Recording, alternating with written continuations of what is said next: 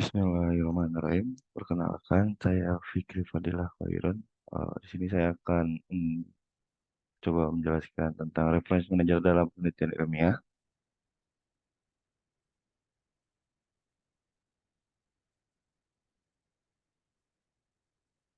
Reference manager atau manajer referensi merupakan perangkat lunak yang berfungsi untuk mengelola, menyimpan, dan mengorganisasikan referensi atau citasi yang digunakan dalam suatu karya ilmiah.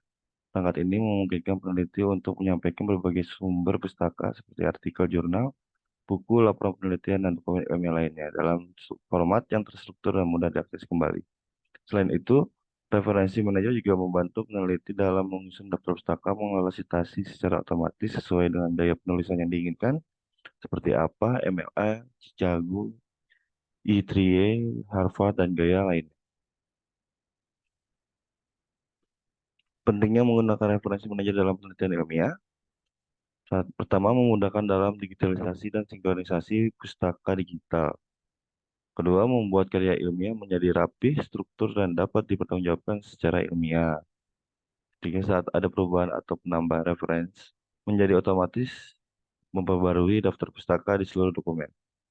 4. Mengurangi kesalahan dalam penulisan, referensi, atau lupa untuk mencantumkan sumber. 5. Membantu menghemat waktu dalam penelitian daftar pustaka dibuat otomatis tanpa harus menulis manual.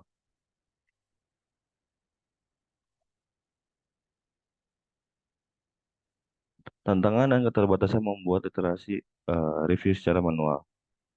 Pertama, satu itu kesalahan citasi dan format. Ini sering kita lupakan saat ada perubahan.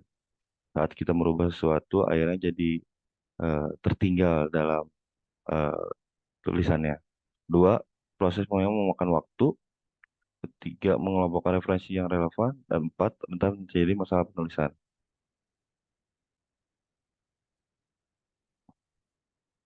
Nah, tantangan yang terbatasnya lanjut ke tahap terbatasan. Satu, tidak ada sistem penyimpanan terpusat sehingga membuat sulit untuk mengelompokkan referensi yang serupa. Kedua, tidak ada atau tidak bisa melakukan sinkronisasi otomatis saat ada perubahan, baik antara perangkat ataupun anggota tim penelitian. Tiga, sulit mengelola referensi sendiri tanpa basis data bersama.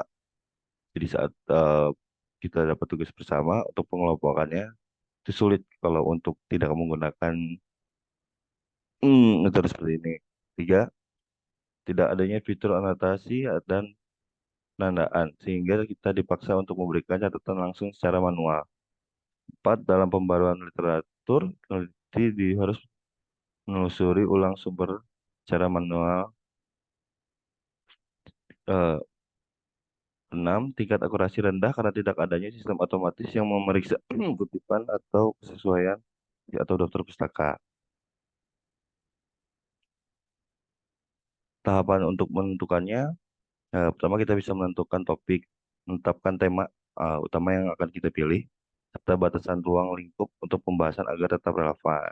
Jadi saat pembuatan kita tidak bisa telah ditentukan batasannya, gitu. Jadi pembahasannya tidak akan keluar jauh dari apa yang kita bahas. Kedua, mengumpulkan literatur, melakukan pencarian referensi dan jurnal ilmiah melalui buku dan database terpercaya tentang topik yang telah terpilih.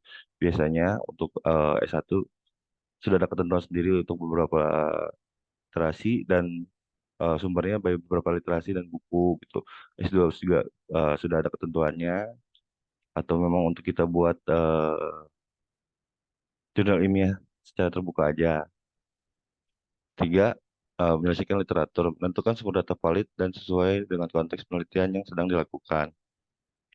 Empat, menganalisa dan mensintesis. Setelah memiliki data, lakukan pengkajian untuk menentukan pola, kesamaan, dan perbedaan sehingga kita dapat menentukan celah penelitian. Kelima, menyusun kajian, menyusun literatur berdasarkan tema dan kronologi agar pembahasan tersusun sistematis dan mudah dipahami. Keenam, menyusun kutipan dan daftar pustaka, menulis citasi dan daftar pustaka yang sesuai dengan gaya penulisan ilmiah. Jadi tahapan pertamanya saat kita bisa membuka aplikasinya. Saya di sini menggunakan Mendeley. Jadi saat kita membuka Mendeley, desktop yang saya telah install dalam eh, komputer saya, kita buka aplikasinya, lalu kita masukkan gitu di uh, add paper yang di atas kiri atasnya. Setelah data yang kita masukkan, baru kita pilih, baru kita rangkum gitu tahap ketiganya di aplikasi Word. Nah, baru kita masukkan insert citation, kemudian go to Medley. Nah, tahap keempat kita kita pilih sumber mana yang kita dapatkan dari kutipan tersebut, baru kita cari icon. Seharusnya di sini ada icon CT-nya. Nah, lalu setelah itu kita balik ke Word, kita masukkan insert bibliografi untuk mengeluarkan daftar pustakanya, dan sudah muncul langsung otomatis di sini. Saya menyarankan untuk kita eh, menggunakan style apa mengedit stylenya dulu terlebih dahulu sesuai dengan kebutuhan apa yang kita butuhkan. Baik, segitu saja presentasi saya. Terima kasih. Assalamualaikum warahmatullahi wabarakatuh.